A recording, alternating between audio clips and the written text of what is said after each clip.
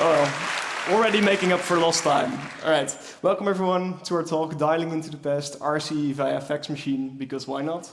This took way more work than we expected, so I hope you're all looking forward to the ride. My name is Jager. I'm joined by my colleague Carlo Meijer, here on a picture from the 80s. And before we get too far into the talk, we wanted to start with an acknowledgement. A lot of this work is inspired by a previous CCC talk about hacking fax machines by Eyal Itkin and Janif Balmas. They did great work, and this just really put the idea into our mind, like, oh, if we ever find a bug that we can reach via fax, we should see how difficult it can be, and it will be fun. So, since novelty is not necessarily the motivation why we're looking at a fax machine, the main reason for this is that this beautiful fax machine is actually a Pwn2Own target, and it has been for the last 4 years. We've been competing in Pwn2Own now for 3 of those years. Pwn2Own is a zero-day competition where essentially this company makes a list of targets, and 3 months in advance you'll get this list, and then competitors have to look at all these targets and find new novel zero-day vulnerabilities to get code execution on them. There are a couple different flavors of the Pwn2Own competition. There is the desktop software one, which is mostly browsers, virtual machines. There's automotive, which is car hacking, for example. And then there is the IoT one, which is the one we competed in, which is consumer electronics mostly. Now, the reasoning for looking at printers is we kind of decided on this project when we saw this on the CDI blog. Essentially, when you hack a router and then you pivot into a secondary device, like a printer, for example, they are worth 100K. Well, we thought 100K, that's quite nice, let's go for that. But there's more to the prize money. It's not just a flat 100K. In Pwn2Own, there's actually a serious reduction on your prize money if you have the same bug as someone else, and printers have a huge attack surface, so you're less likely to dupe on the bug with another contestant. We can choose a harder target here, like a memory corruption bug, in order to also, again, lower our chances. There are a lot of people that can do a simple command injection bug, but if we do memory corruption, it's both more specific and it requires more work, so someone else might not dupe on that as easily. And then our strategy for picking a target, because we had multiple printers to pick from, is we picked one that was still relatively cheap, but also had encrypted firmware. So there's quite this barrier of entry. So you first need to buy a device, and then take it apart, and then extract the firmware. And we were hoping that other people would pick a target that was easier, and therefore not dupe with us. So meet our protagonist. This is the Lexmark 331 series. It has been a Pwn2Own target since 2021. We started doing Pwn2Own in 2022, and we've written an exploit for this 3 times over. It's based on Yocto Linux. It's actually quite a beefy operating system. It runs some Rust components, some Qt apps. It's quite nice. And compared to the other printers, I would say Lexmark has done a decent job at making it secure. There's multiple users on the system. Everything is fairly up to date. There's some attempts at sandboxing with systemd components as well. So overall, they do quite well. We've still hacked it 3 times, so it's not perfect. And most importantly for today, this thing has fax support, which we didn't select it on, but it just happens to, we happened to find out. So, aside from the money, why would we do this? Well, faxes really had their heyday, I want to say, up until '99. And, well, I'm a 25-year-old, so I kind of feel like I missed out on all this faxing. Before this project, I'd never sent a fax. By this point, it's going to be hundreds, probably. Yeah. So how would you actually go about this? All right. So the first thing we need, obviously, is a firmware image. Otherwise, this would be a complete shot in the dark. After that, we need some debugging capability, because otherwise, if you want to exploit a memory corruption bug, you need some insights in the program's internal state and whatnot. So the plan is to have like a nice debugging capability, either through like code execution or perhaps a JTAG debugger, and then use these capabilities to find a vulnerability, exploit it, collect the cache at Pwn2Own, Yeah, that's what I just said. And port the vulnerability over to fax and give a nice CCC talk. So here we are. All right, so let's put our minds toward getting a firmware image. If you want to get a firmware image, the first place to look is obviously Lexmark's website. So you can just go ahead and download a firmware image. And when you put that through binwalk, gibberish comes out. So you're like, okay, what's going on here? Turns out entropy is pretty high. I would say insanely high. And so this is a clear indicator that this is encrypted, unfortunately. So yeah, at this point, it's quite clear that it's useless to look at this image because it's encrypted. We don't have any keys, so you have to get back to the drawing board. Also, fun fact: a firmware update for a printer is actually printed. So it's like embedded in a PostScript document. And you just print it to the printer, and then the printer will start updating its firmware. Anyway, so the next step was to actually get this device. So this is the photo of the printer in the back of my car. So yeah, we bought this thing off a second-hand market, and that went a little bit like this. I had a little conversation with the seller, and the seller was so kind to inform me that, hey, are you sure you want to buy this printer? And I was like, yeah, why would I not? And well, the toners are running low, so if you want to print, they're really expensive and they're running out soon. So yeah, you probably want to look elsewhere. Like printing, why would I do that?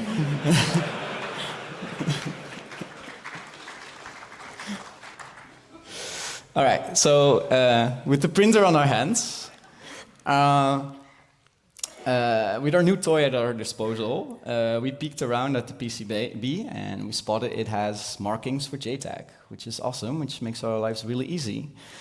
So all I have to do now is, if you're unfamiliar, JTAG is this interface over which you can just peek into its memory, you can set breakpoints, you can modify register values, you can do basically, it's an exploit developer's dream.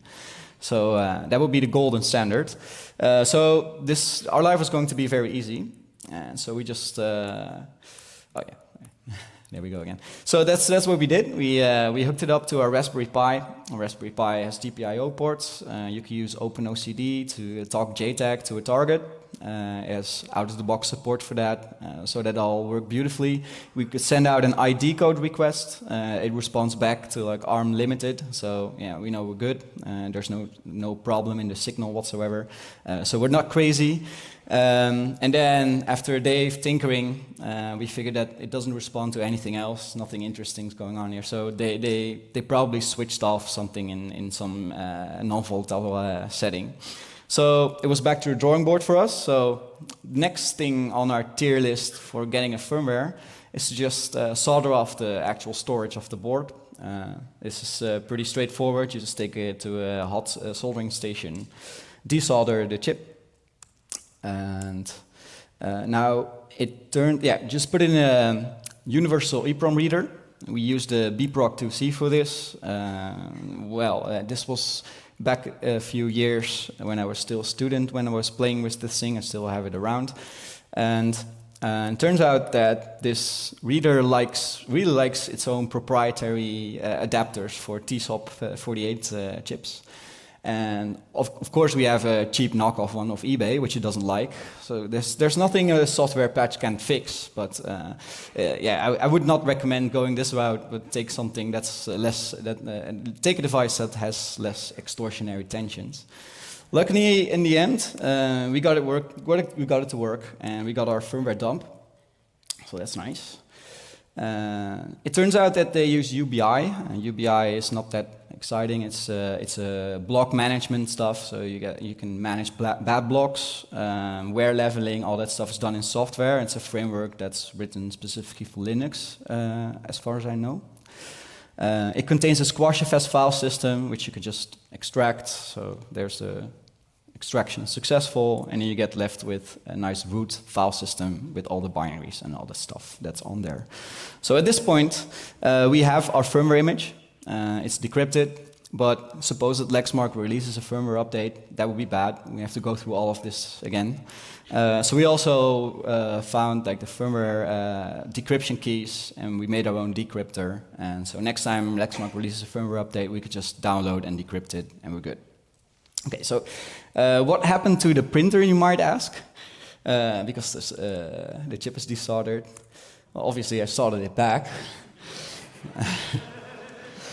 And this might surprise you, but it actually works.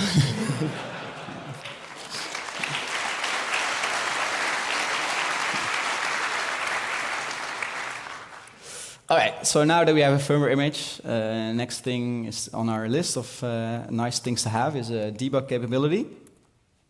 So it turns out that the device has secure boot, so we can't just go around and mess with the storage chip and modify it and backdoor it. Also, Lexmark doesn't like its end consumers to just SSH into the device and play with its internals. So what we need is an exploit.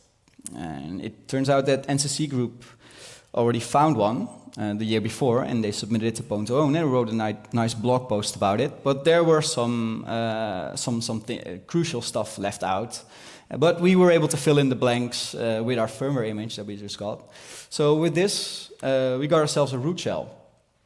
So yeah, we thought it was pretty good.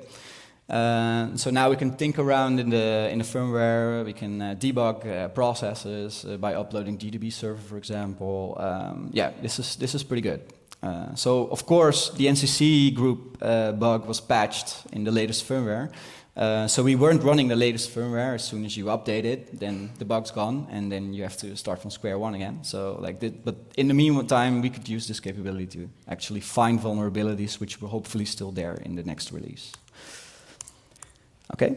Now that we got ourselves a debug capability, it's time to start hunting for the actual vulnerability that we want to submit to Pwn2Own.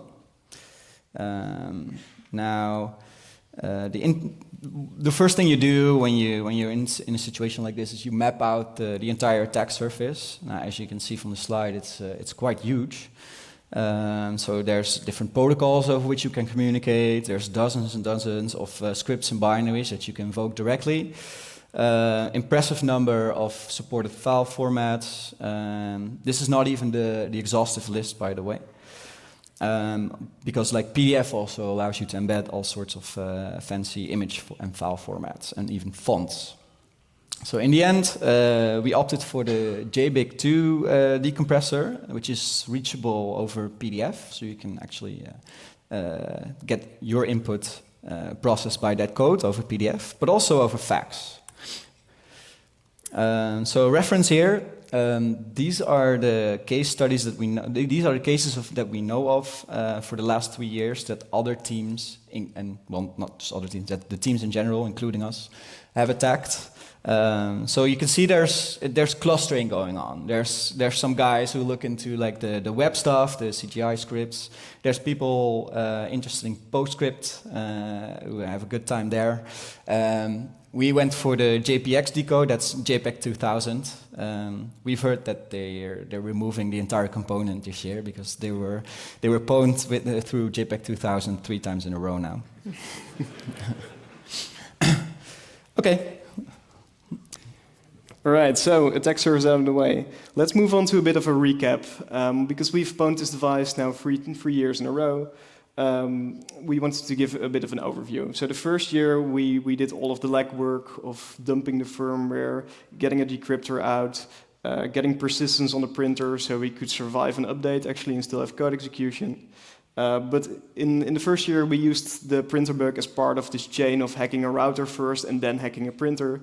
And sadly, our router bug got kind of squashed in an update where the bug was still there, but the update modified the code so much that our exploit was no longer stable, and it sadly failed on stage. But we still learned a lot from just hacking this printer. We put a lot of hours into it, and this work was not lost.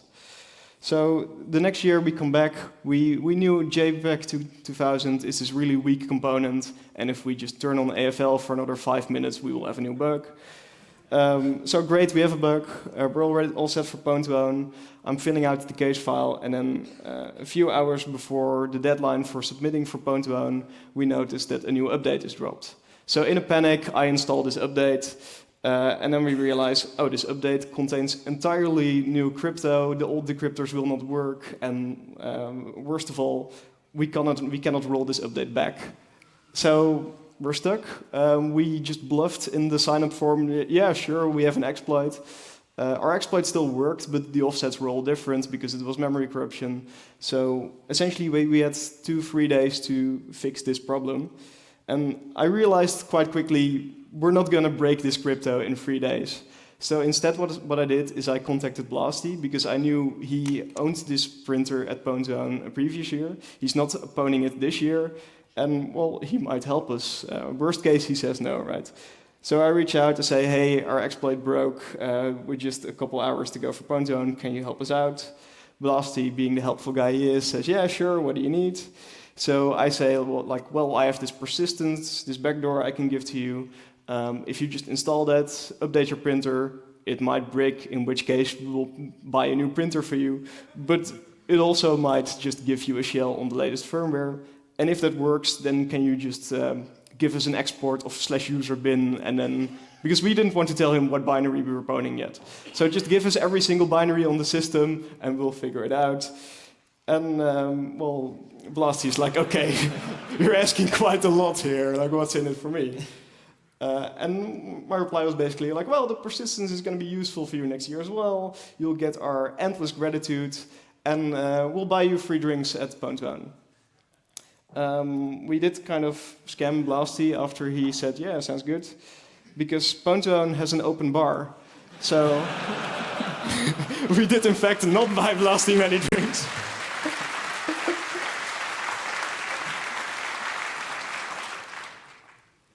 So to continue the timeline, Blasty saved our ass, our exploit worked, we got 20K for it. And next year, Blasty apparently didn't hold a grudge against us and joined our team for Pwn2Own. Blasty gets mad at the new crypto and breaks it just for fun.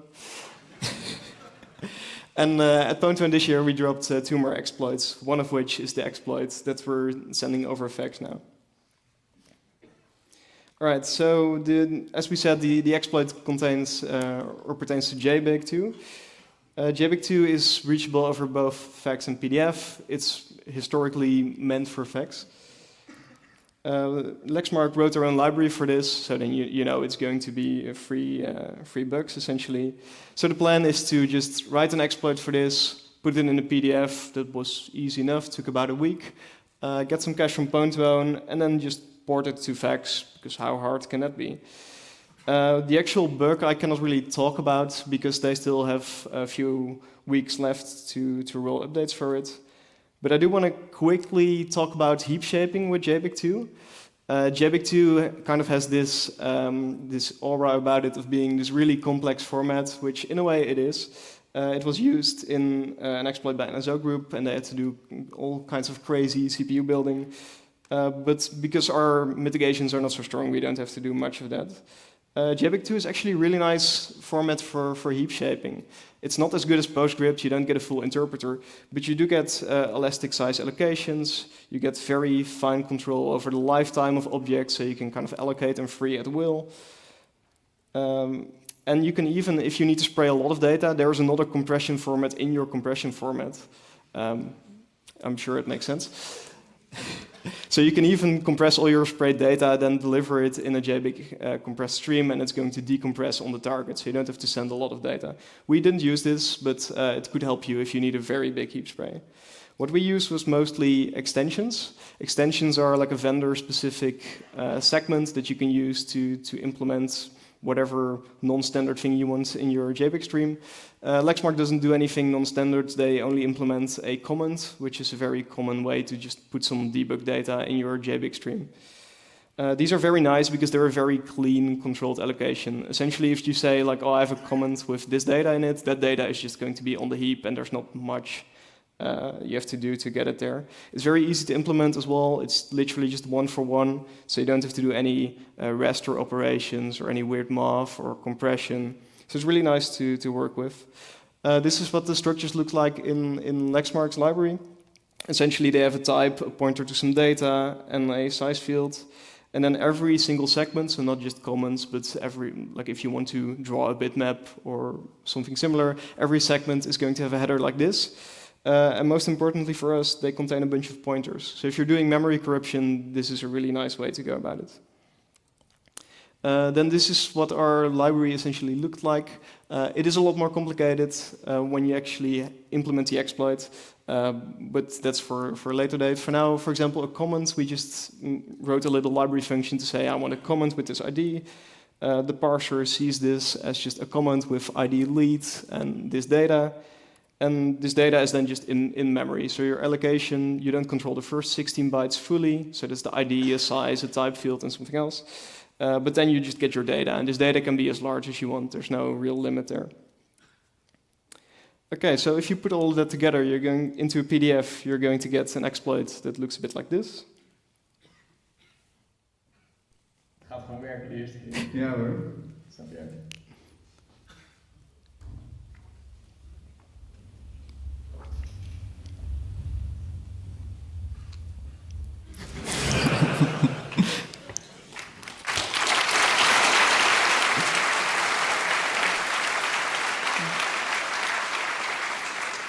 For the non-Dutch speakers in the audience, the sentence at the beginning was me claiming, yeah, this is going to work fine the first time around. And I mean, it did. This was our outcome at Pwn2Own this year. We ended up in third place, making 95K in total. That's not just the Lexmark bug. The Lexmark bug is part of that. So we were quite happy with this. So now that we got all of this out of the way, there is some fax plumbing that we still need to do. Yeah. Right. So the first prerequisite that you think of when you're exploiting fax is you need an analog phone line. Now, raise your hand if you own one. Yeah, neither do we. Right. Okay, so I'm happy for the very few, but we aren't proud possessors of one. So how would we go about developing a fax exploit when you don't have an analog phone line? So what will you do? Well, you just run out in panic and try to do random stuff, and then you end up in the second-hand shop and you see this thing laying around. This is an ISP modem. I happen to be a customer.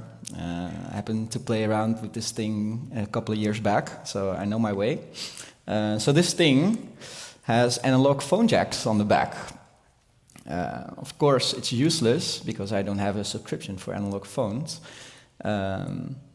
So yeah, why would you buy this thing unless you're going to convince it in some way to use those phone jacks? So there's a really amazing blog post by a guy named Dan Mann. Raise your hand if you're here. And he uses, he figured out where the traces are on the board. The device uses eMMC to talk to its storage chips. He figured out what the pinout is, and soldered some wires to it, and designed this nice PCB in the shape of a micro SD card. Soldered wires to this thing, wired it all up, and then you have this thing coming out of your modem. And you can put this in an SD card reader, and you can just fucking mount it.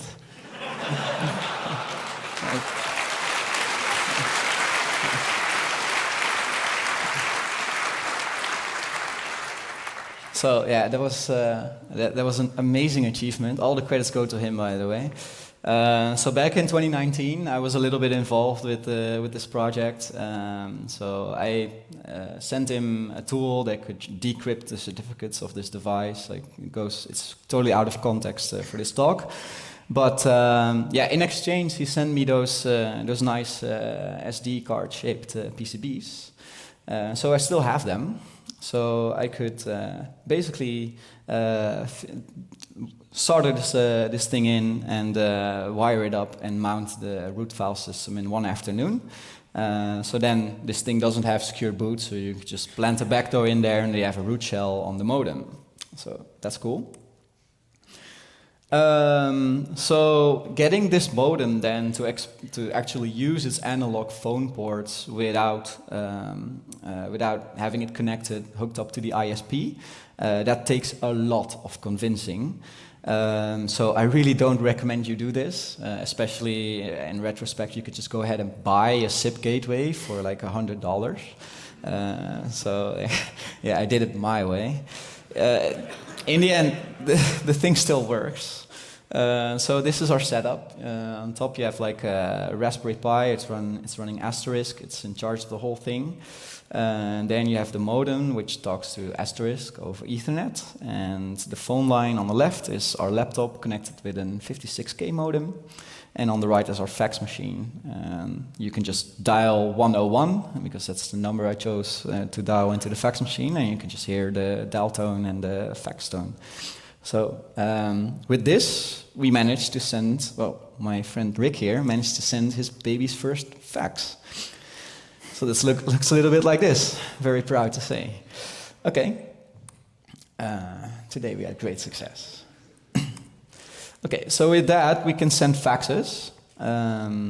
So let's have a look at this marvel of technology that we have on our hands.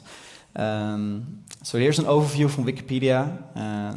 Especially note the thousands of bits per second that you can send.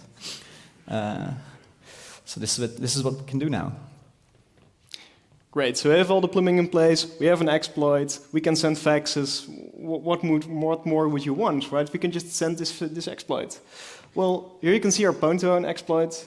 It was 3.5 megabytes. And fax speeds are not great for the amount of heap spray I did. Sending this exploit over low speeds because of some other bugs, but sending it over low speed would take us about 2 hours. I don't think the demo would fit, right? So clearly we need to do something else. So we ended up rewriting the entire exploit from scratch, actually thinking about how the heap shaping works instead of just filling up every single bin on the system. And we got it down to about 9,000 bytes, which 10 seconds to send roughly, which seemed acceptable to me.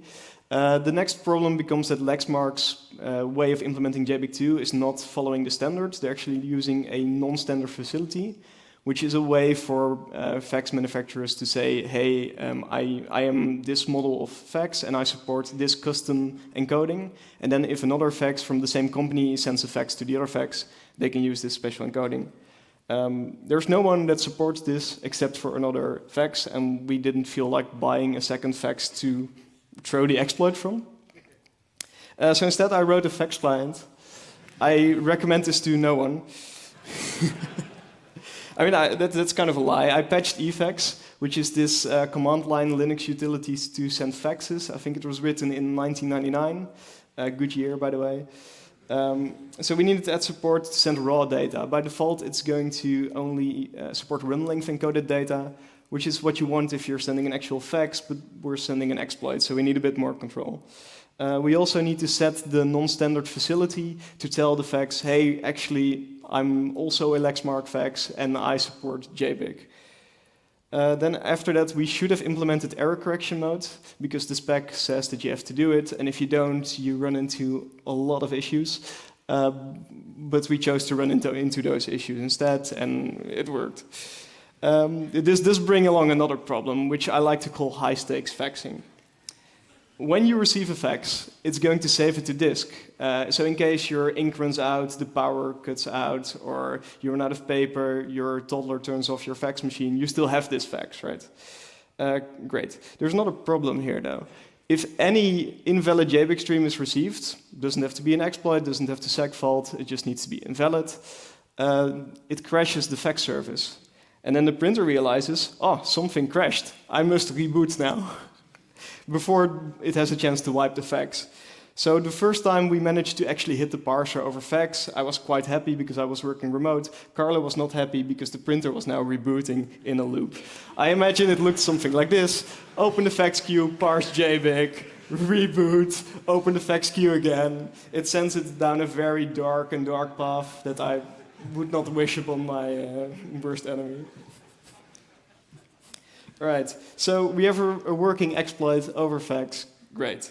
Now let's see what could we actually do with it if we wanted to do harm, right? So we have to look at who actually still uses fax. That's going to be mostly sectors that really need some kind of legally binding or otherwise important way of signing documents. So for example, healthcare uses it still for prescription, patient records, etc. We found that 90% of medical offices, according to some polls, still use fax in some way, shape or form. Real estate will sometimes still use it. So if you sign a lease agreement, they might want an actual signature, but not the cryptographic kind that can go over fax. And then government and legal might also still use it, mostly for the same reason, right? Because telephone lines are sometimes might have special legal protection. For those reasons, fax is still used. And then finally, the banking sector also still uses fax sometimes. Although I heard that Deutsche Bank was going to retire their fax sometime next year. So we have a couple of months to run this exploit. From an attacker POV, there's actually quite a lot of pros. The attack surface is still fairly high because it's still a document parser. But you don't have to deal with all the firewalls or nits, because who is firewalling their fax machine? Your targets are kind of self-selecting, because if someone wants to receive documents via fax, it's only going to be important documents, right? So if you're going to sniff documents from a fax machine, you're getting the good stuff, essentially. And then there's also another way to monetize this, which is that if you pwn a fax, the fax is going to have a telephone number that you can use to call paid telephone numbers. So if you think of it like a very low-tech crypto miner, right? You hack a bunch of faxes and you call paid numbers. There's of course some cons as well. For one, you have to develop an exploit for fax, which I would not recommend. The landscape is also a bit more fragmented, and it might be harder to tell what kind of fax you have. So even for our exploit, we can tell that it's a Lexmark fax before we send the exploit, because we have to negotiate this non-standard extension. But even then, we don't know which version of the firmware it is, because these people are running fax, they might not update their fax.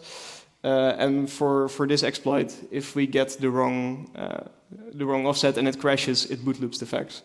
There's one more pro I forgot to mention, is that if you hack a fax, you can still, if this fax is connected to the network, which, I mean, most likely it is if it's also used as a normal printer, you can use it to pivot into the network. All right, with that, it's become time for the demo. Yeah. Will you run it? All right. We'll start out with the shell on the laptop, and then I'll swap it over to this camera.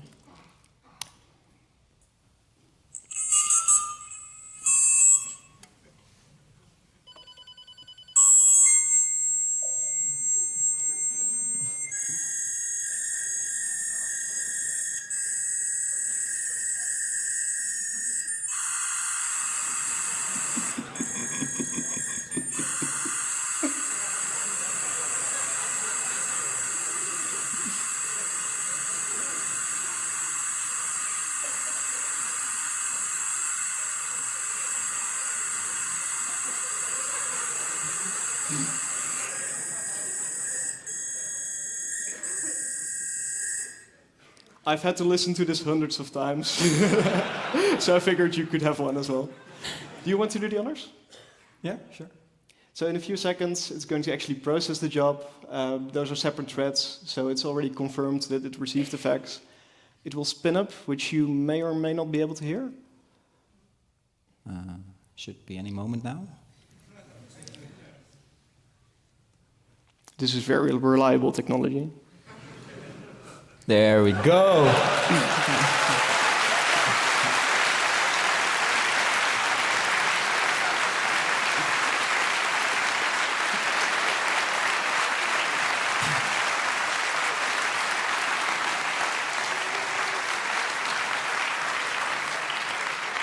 So, but we're not done yet.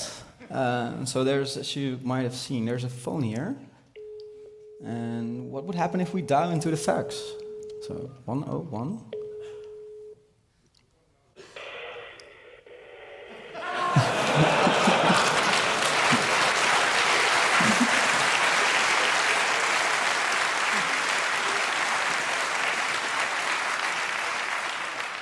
Obviously, you need a way to play this, right? So what if we try dial tones?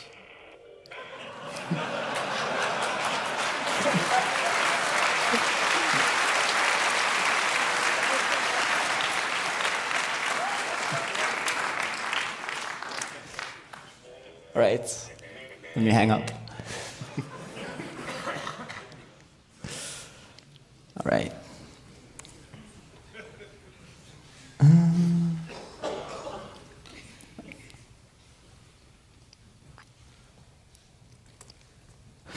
Okay, with that, I would like to thank you for attending. Thank you very much. Thank you very much. Awesome presentation and awesome demo. Thank you, Carlo. We have a few minutes, well, very fast minutes for 1 or 2 questions. If you have questions, please line up on the microphones. If you want to leave the room, please do so fast. We have a strict time schedule, you know, our far plan. Yeah, well, that's it. Questions? And in the meantime, one more thing. We'll have this fax set up at the organizers' assembly in the CTF hall, probably again in an hour or so. So if you want to come by and play Doom, you're more than welcome to. So let me ask you maybe a stupid question. So now we saw yesterday, I think, that the electronic patient file is like foobar. And we know that this kind of data transfer doesn't work. So obviously, we also know that fax doesn't work. Fax is also foobar for transferring health data. What would be your recommendation for our German healthcare minister? Well, it's always going to be difficult, right? Fax, in my opinion, has this special, this special legal status that it really doesn't deserve. You should move on to a more modern standard for these kind of things that you can actually secure. I don't know too much about the digital health system that you mentioned, but fax, I've been playing with it for over the last couple months, and this is not the way. It isn't. Thanks. So, we have one question at number 2. Go ahead, please. Hello. Thank you. Well, a little bird on the street told me that at some ungodly hour you were still at the printer yesterday. So we were wondering, how many hours did you sleep this night, Carlo? Surprisingly many. Oh, okay. Well, thank you. Then I think I lost the bet, but thank you. Number 1 has a question. Yes, hello. Thank you for the very interesting presentation. You have said previously that you needed an analog line. Does that mean that voice over IP fax would not be susceptible to this attack? No, it would be susceptible. So any way that you can hit this parser is susceptible. We did it over PDF. It would work over VoIP as well. We just wanted to do it analog because it seemed cool. Okay, thank you. Thank you. Questions from the interwebs? Okay, then it's time to close this one. It was really a pleasure. Have a nice day. Have nice days here for Congress. And thank you. See you and goodbye. Thanks.